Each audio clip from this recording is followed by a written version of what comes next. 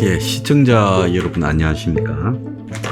제가 라이브 생방송에서도 말씀드렸다시피 지난 주말 방송된 한국의 경제 위기가 엄청난 파괴를 가져오고 한 2천만 명쯤을 빈곤하게 만들지 모른다라는 이야기요. 자, 그걸 일부러 찍고 2부에서 그러면 대안이 뭐냐? 한국에서 유일한 진보우파 혁명 20일이 대안이다 해서 1부와 2부 형태로 찍었던 겁니다. 자, 1부에서 지금 경제위기가 오면 중산층 서민의 상당수가 빈곤층으로 전락할 것이다. 그래서 적당히 넘어가지지 않는다라고 하는 것은 2만 6천 명이 봤고요. 한국에서 유일한 진보 우파 정당인 혁명 20일이 경제 위기가 왔을 때 그들이 주장하는 서포 15조 5+3 정책이 대안일 수 있다라고 말을 한 것은 고작 8천 명이 봤습니다. 자, 1부와 2부인데 제목의 달기 따라서 이렇게 달라지는 부분을 우리는 어떻게 해석을 해야 될까요? 제가 볼 때 굉장히 대중들이 비겁하다 이렇게 보고 있습니다. 대중들은요, 경제 위기가 온다는 제 말에 대해서 이제 굉장히 비웃어왔죠. 몇 년 동안 비웃어왔을 겁니다. 작년 말 이전에는 제 말을 한 귀로 듣고 한 귀로 흘렸을 거예요. 근데 작년쯤 되니까 겁이 나기 시작했고, 올해 전개되는 양상이 제가 말한 대로 한국 상황이나 중국 상황이나 미국 상황이나 유럽 상황이 딱딱 맞아 떨어져 가고, 지금 한국 내에서도 경제 위기가 온다고 이제 옛날에는 입도 딸싹 안 하던 자들이 이제 이게 돈이 되겠다 싶어가 유튜브 안에서도 경제 위기를 설파하는 그런 유튜버들이 늘어났어요. 기득권 언론들조차도 보도 안 할 수가 없으니까 그런 사실을 보도를 해요. 그러니까 이제서 황장수가 옛날부터 해오던 이야기들이 맞는갑다. 야, 이거 그러면 어쩌지? 하고 겁은 나요. 그럼 경제위기가 오면 내 삶이 어떻게 될 거냐라는 거는 막연하게 추상적으로 생각하고 있겠죠. 소득을 벌어들이는 직장이나 자영업은 망할지도 모르고 또 안 망한다 하더라도 당신의 소득은 굉장히 줄어들 거고 당신의 지금 이 집을 산다고 낸 빚이나 이런 것들은 이 줄어든 소득에서 올라간 금융 비용 이자 등을 그렇게 감안하면 갚을 수 없게 되어서 당신도 결국 집을 잃고 빈곤층으로 전락하고 자영업자들은 그야말로 사업이 망해서 빚을 지게 될 거고 또 회사에서 쫓겨난 임금소득자들도 빈곤층으로 전락하게 될 거다. 자, 은행에 빚지고 있는 당신들 집은 경매 처리될 거고 당신들이 그동안 저축해둔 돈으로 지금 빚내고 산 집들은 전부 날아갈지도 모른다. 그럼 당신은 순식간에 빈곤층이 된다. 이런 말에 대해서는 이제 두려워지겠죠. 자, 그런데 막상 그 대안으로서 혁명 21이 주장하는 5+3, 서포 15조 이런 것들이 갖추어지는 세상이 되어야 빈곤층으로서 추락을 막고 더불어 살아갈 수 있다라는 부분은 그건 또 듣기 싫고 그것도 생각하기 싫은 거예요.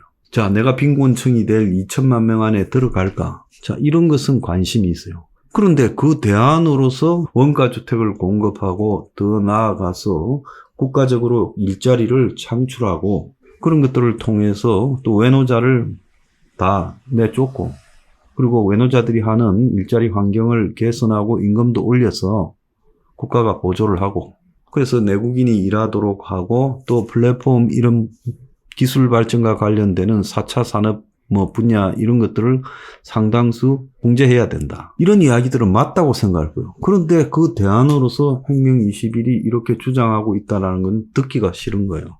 지금도 민주당 아니면 국민의힘이 대안이라고 생각하고 그야말로 한쪽을 비난하면서 살아왔기 때문에 독립적으로 사고하고 그리고 이 세상의 시스템을 바꾸는 이 정치 혁명이 필요하다라는 부분에 대해서는 받아들이지 못하는 거예요. 옛날에 61년에 박정희 전 대통령이 5.16 혁명을 통해서 한국 사람들을 지금 각성을 시켰죠. 그래서 조폭들을 잡아다가 길거리로 끌고 다니면서 조리돌림이 시켰어요.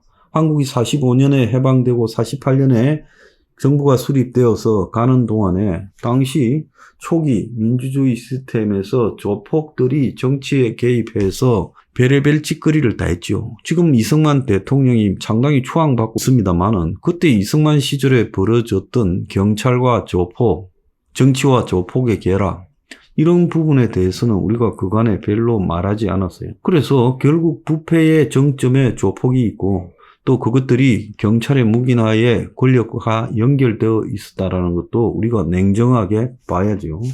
전두환이 삼청 교육대를 보낸 부분, 그 방식에 대한 비난이 있을지 몰라도 저는 혁명은 그런 식으로 해야 된다고 보고 있습니다. 그런 조폭이나 건달, 그리고 또 군에가 떠오지 않은 백령 미필자 등을 모아가지고 이 도로를 닦는데 투입했죠. 만약에 그런 방식이 아니고 이승만이나 그 이후에 민주당 정권 방식으로 해서 한국 사회를 이렇게 변화를 시킬 수 있었을 거냐? 한국 사회의 그 후진성을 갖다가 극복할 수 있었을 거냐? 군이라는 그 어떤 무력적 배경을 바탕으로 해서 매우 강제적으로 밀어붙이고 경제개발 5개년 계획을 갖다가 밀어붙이고, 그건 지금 생각해보면 계획 경제잖아요. 사회주의적 요소를 다분히 가진 계획 경제였죠. 그러니까 그런 것들을 밀어붙이고, 또 한편으로서는 보릿고개를 벗어나지 못하는 전국의 농촌, 어촌들 현실에서 새마을운동이라는 부분을 일으켜가지고 거의 아프리카 수준이었죠. 자연에 기대어서 농사 짓고 살아가고 땅은 별로 안 가지고 있고 굶기가 밥 먹듯이 되고, 자, 그런 상황에서 새마을운동을 통해서 주 환경을 정리하는 거. 근데 거기에 정부는 뒤에서 여러 가지 물자를 지원하고 정신혁명을 지원하고 나머지 부분은 스스로 해보겠다라는 노력을 하도록 만드는 거. 매우 옳다고 봅니다. 새마을운동을 지금 뭐 길 닦고 이제 초가 지붕을 갖다가 슬레이트 지붕으로 바꾸고 우물 파고 수도 놓고 이런 거라고 생각하지만은 그냥 쌀농사 짓고 그냥 이렇게 먹을 뭐 잡곡 좀 짓고 기타 고구마 감자 심고 하던 이런 농촌에서 새로운 작물을 재배하고 여러 가지 다양한 농어촌의 그 혁명, 그러니까 덴마크의 달가스식 그런 농업혁명을 갖다가 가져오는 이런 부분들이 굉장히 당시로서는 유용했어요. 덴마크의 달가스가 어떤 사람입니까? 프로이센과의 전쟁에서 패배해서 그야말로 헐벗은 산만 남은 그 덴마크에서 전 국민이 시리에 잠겨 있을 때 공병 장교 출신이던 이 달가스가 어떻게 했어요? 황무지 개간과 나무 심기를 해서 덴마크를 오늘날 세계 제1의 산림 국가로 만들지 않았어요? 그래서 여기에 착안을 해가지고 당시 한국의 산에 나무라고는 없습니다. 그래서 전부 벌초해가지고 떼고 해서 헐벗은 산밖에 없고 비만 오면 홍수가 그냥 토사가 되어서 흘러내리고 황토물이 흘러내리고 논밭을 덮치고 또 강을 막고 개천을 막아서 홍수가 나서 사람이 죽고 떠내려가고, 그래서 전부 민둥산, 우리가 6.25 때 그 당시 영상이나 사진을 보세요. 얼마나 민둥산이에요? 오늘날 한국이 저렇게 푸른 숲을 가진 나라. 그래서 외국에서 온 사람들이 깜짝 놀라지요. 그게 67년에 산림청을 만들고 14억 그루를 심었고 그 후로 지금 한 60년의 세월이 흘러가면서 그래서 한국도 숲이 우거진 나라가 됐죠. 자, 북한에 한번 보세요. 오늘날 북한의 가장 문제가 산에 나무가 없고 다 헐벗어 있다. 북한을 찍은 사진 보면 거의 민둥산입니다. 왜 그렇게 됐을까요? 그러니까 남한은 이 나무를 심는 데 성공했고 북한은 심는 데 성공하지 못한 겁니다. 그런데 박정희 대통령의 저는 위대함이라는 부분에서요, 나무를 심어야 된다. 자, 그리고 농촌에도 도로를 닦아야 된다. 그래서 농촌에도 차가 들어가야 된다. 농촌에도 전기가 들어가야 된다. 그리고 농촌도 TV를 볼 수 있어야 된다. 그리고 농산물을 갖다가 이렇게 우량 종자를 심어서 통일벼를 심어서 이제 배가 고프지 않은 생산량이 많이 나오고 병충해에 강하는 걸 심어서 그렇게 해서 이렇게 보릿고개가 없어져야 된다. 그리고 간척할 수 있는 땅은 다 간척해서 메워가지고 논밭으로 만들어야 된다. 우리가 다 그때 그렇게 했던 겁니다. 그래서 한편으로 불균형 성장 전략이라고 해서 중화공업을 집중적으로 육성했고 다른 한편으로 농촌과 산림 등을 갖다가 근대화시키는 의식혁명부터 시작을 했던 거예요.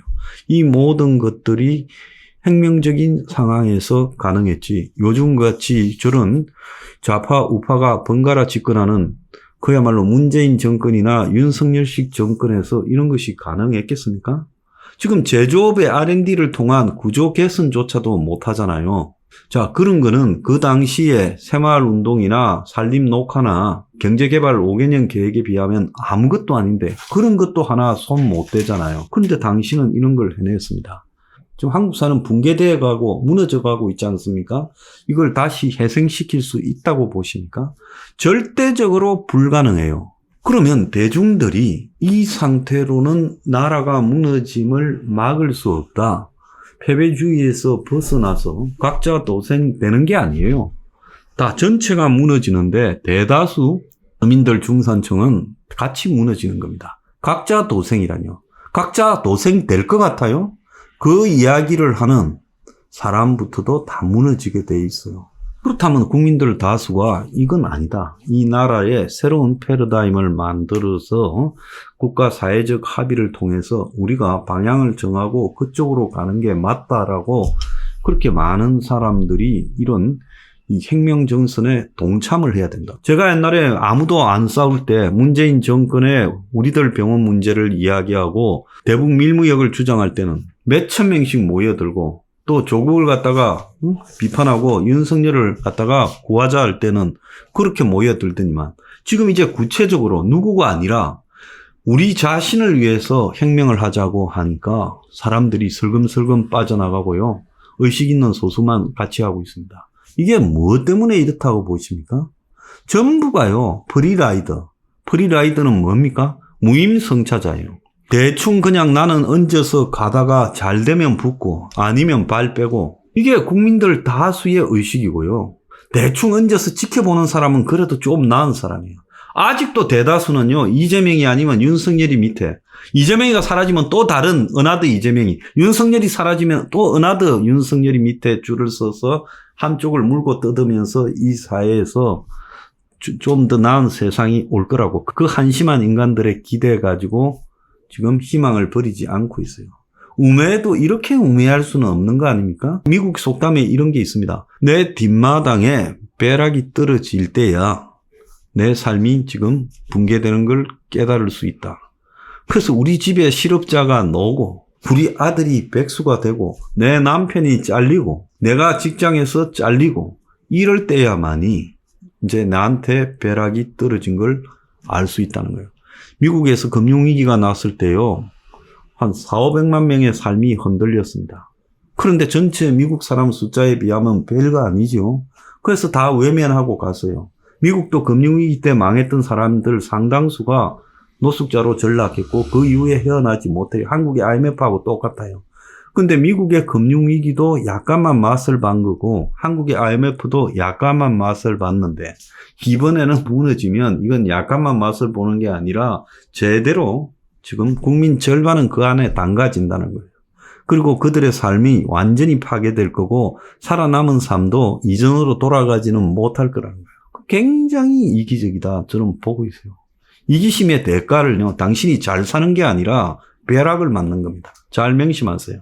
벼락 맞고 나면 그 사람이 했던 말이 옳았구나 하고 때늦은 후회할 겁니다.